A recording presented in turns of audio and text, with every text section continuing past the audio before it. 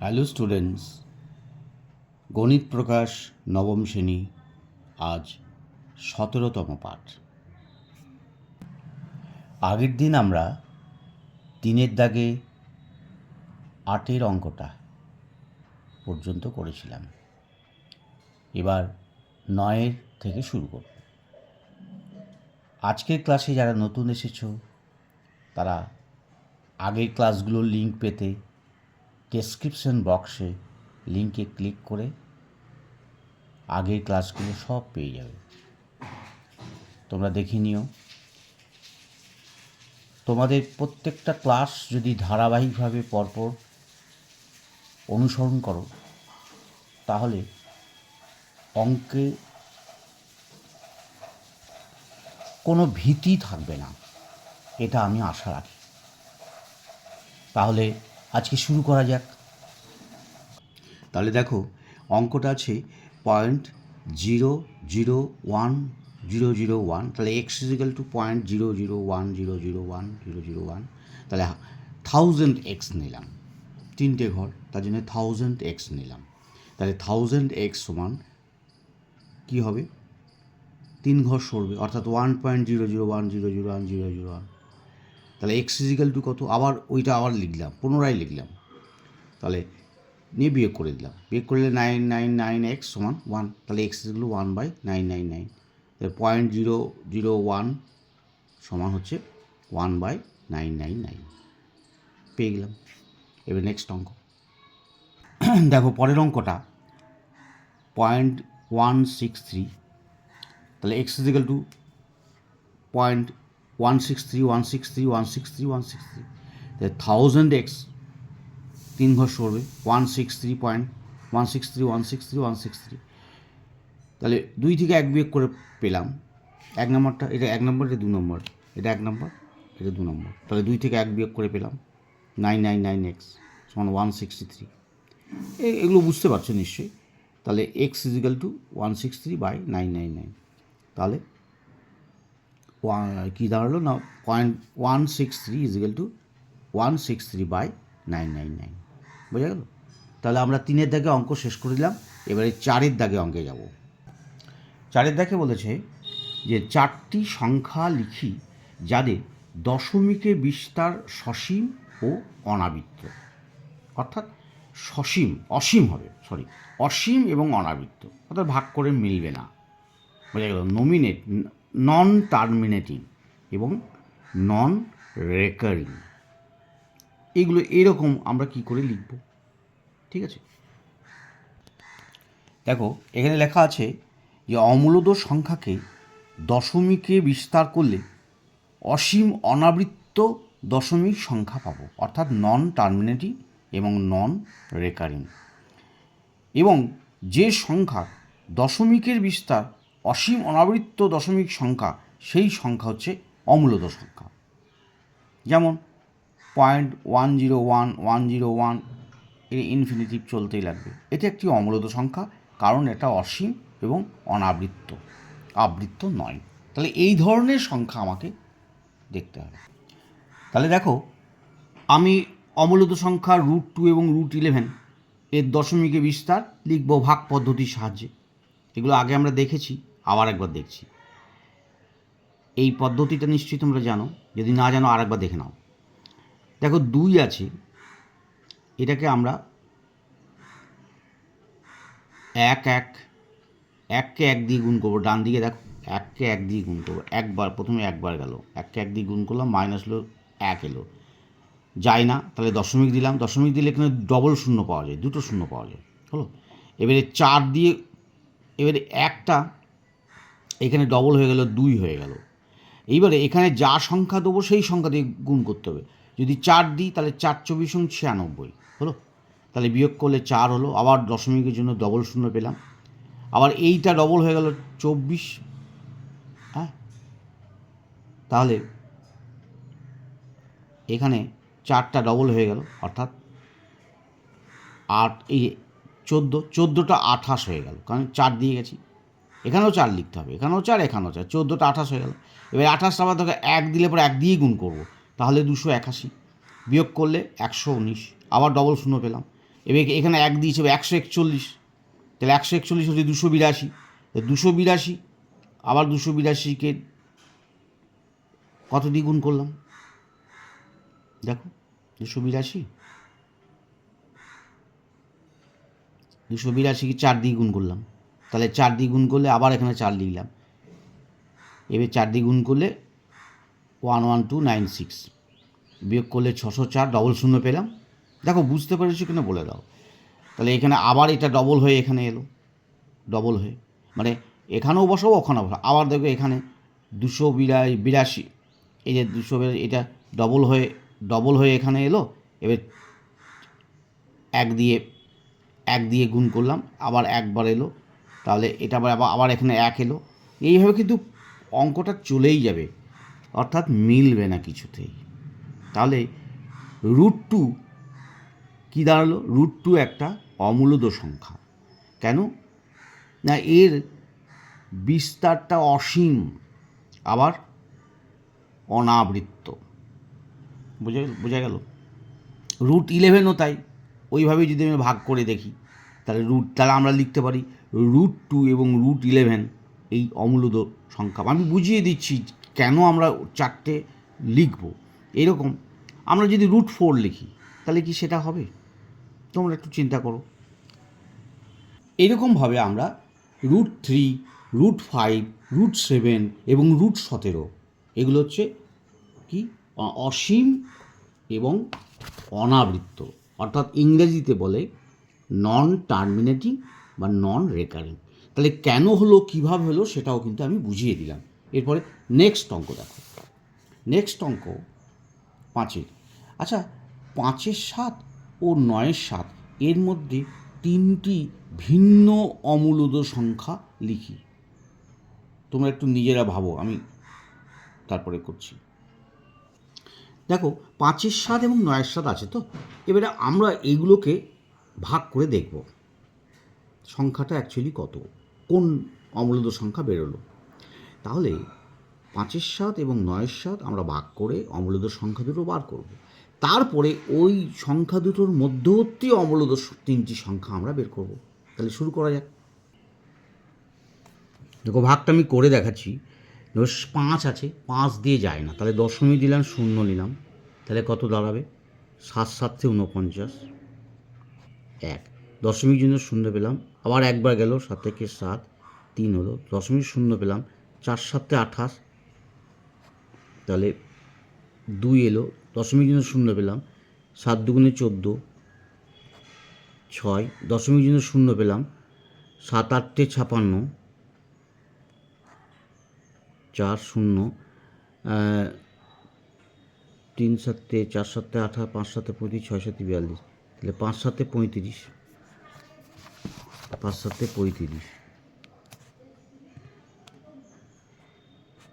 তাহলে 5 এলো, আবার দশমিক 0 এলাম, আবার 7 7 49, তাহলে দেখো আবার কিন্তু ওই রকম চলে আসবে। দেখো তোমরা বুঝতে পারোনি না, দেখতে পাওনি, ঠিক আছে। দেখো আরবার দেখিয়ে দিচ্ছি।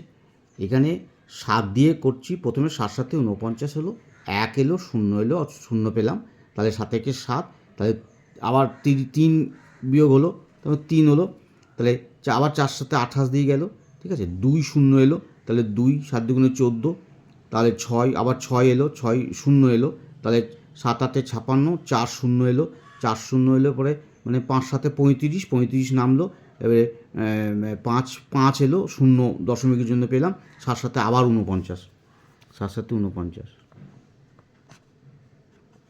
ঠিক আছে। তাহলে আবার কি হলো, তাহলে 7 চলে এলো, অর্থাৎ এই পরপর 7 1 4 2 7 5 7 এরকম আবার কিন্তু হয়ে যাবে, এরকম আবার হবে, অর্থাৎ 7 1 4 2 8 5 আবার 7 হবে, ঠিক আছে। এইভাবে কিন্তু চলেই যাবে। এবারে পরের অঙ্কটা করছি, দেখো।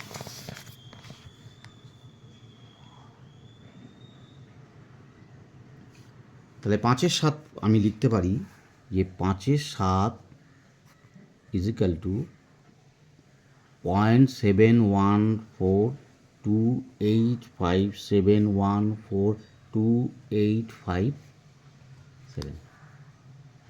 এবারে 3-এর 7 লিখব, 9-এর 7, 7 দিয়ে ভাগ করলাম 9, 7 থেকে 7 চলে গেল,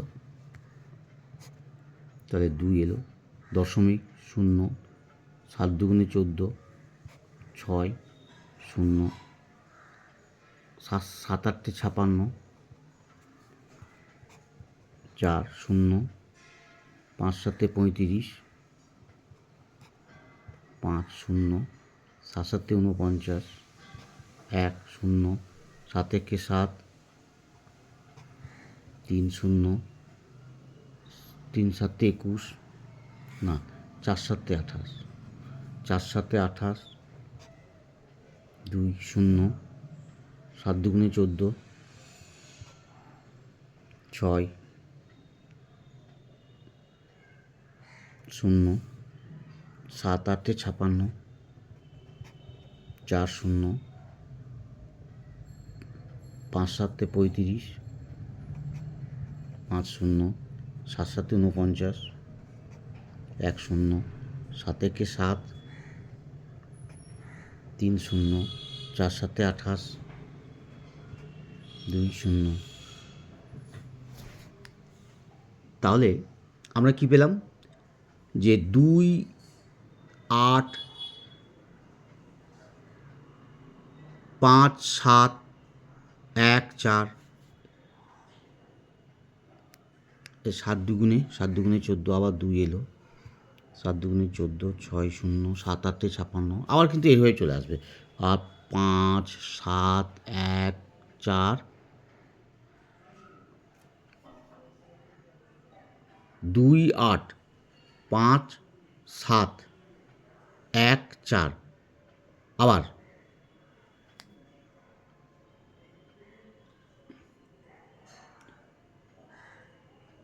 এইভাবে কিন্তু পরপর চলে যাবে, একের পর থেকে রিপিট হচ্ছে, 2 8 1 2 8, এবার 1 রিপিট, দেখো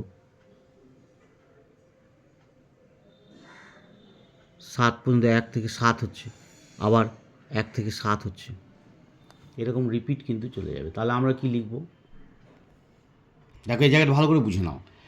তাহলে 2 আর 4 হচ্ছে, 2 আর 4, কেন 2 রিপিটেড, 2 আসছে 4 এলো, আবার 2 4 এলো, এই যে 2 4, 2 4, 2 4, পরপর রিপিটেড এলো। এবার তাহলে আমি লিখতে পারি 9 7 = 1.2 মাথায় পৌনঃপুনিক 85714 মাথায় পৌনঃপুনিক, বোঝা গেল? আচ্ছা,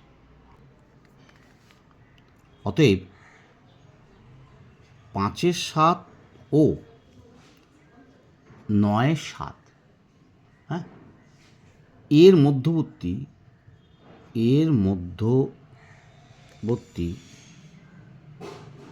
তিনটি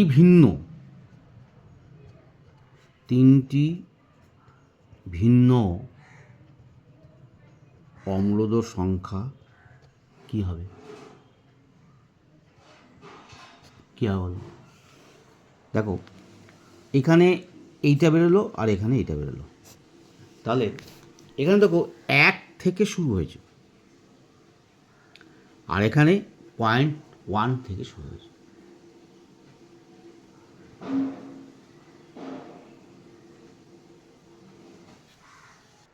এখানে দেখো 0.7142 মানে 5-এর 7 = 2 এভাবে চলে আসছে। আবার এখানে 5-এর 7, 7 আর 5-এর মাথায় পৌনঃপুনিক হবে, 7-এর মাথায় আর 5-এর মাথায় পৌনঃপুনিক, ঠিক আছে? তাহলে এখানে 1-এর কম, আর এখানে 1-এর থেকে বেশি, তাহলে এর মধ্যবর্তী সংখ্যা কত হবে? মধ্যবর্তী সংখ্যাটা বের করবো কী করে? হ্যাঁ, তাহলে এখানে 71 আছে, 80 করে দিই, 80, 90, 95 যা করব সেটাই হবে। তাহলে আমরা লিখছি যে মধ্যবর্তী মূল্য সংখ্যা 1 নম্বর লিখতে পারি 0.80800800। আবার 2 নম্বরে লিখব আমরা, মানে তোমরা যে কোনো উত্তরের সঙ্গে মিলতে হবে এমন কোনো কথা নেই, নাও মিলতে পারে। মানে উত্তরে 3টে দেওয়া আছে তো অনেক হতে পারে। আবার দেখো 0.85 85 করলাম, 855 8555, আবার 8555 এরকম চলে যাবে। আবার 3 নম্বরে আমরা লিখব যে ধরো 90 বা 91 লিখলাম, যা লিখবে তাই হবে। 919111911119 এই হয়ে চলে যাবে। তাহলে 3টি মূলত সংখ্যা পেয়ে গেলাম। তাহলে 3টি আমরা অমূলত সংখ্যা পেয়ে গেলাম। তাহলে আজকে এই পর্যন্ত, ঠিক আছে। পরের দিন আমরা নেক্সট কোষে দেখি অঙ্কগুলো করব, এবং তোমরা ভালোভাবে আশা করি বুঝতে পারবে। যদি কোনো বুঝতে না পারো তাহলে অবশ্যই কমেন্টে জানাবে, আরও কীভাবে বোঝালে তোমরা বুঝতে পারবে আমি সেটা ভেবেচিন্তে দেখব। তাহলে আজকে এই পর্যন্ত। যদি ভালো লাগে লাইক করে দিও, চ্যানেলটা সাবস্ক্রাইব করে নিও, ঠিক আছে। আবার পরের দিন দেখা হবে।